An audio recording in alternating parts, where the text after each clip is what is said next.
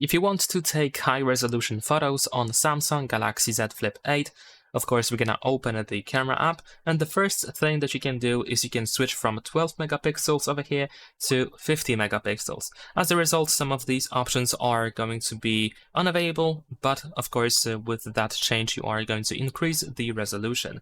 And if you're looking for the highest resolution possible, although I'm not sure if you can actually change it, but the aspect ratio also has a slight impact on the resolution.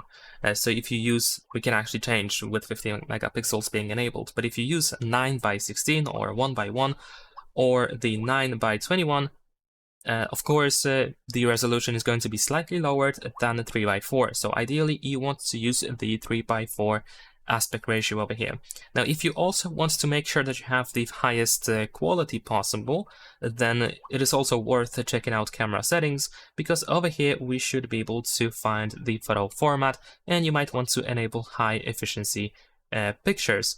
Although I believe it is not really necessary if we just talk about the resolution itself. I mean, that option doesn't really change anything with resolution. So that's pretty much it. Leave a like and subscribe.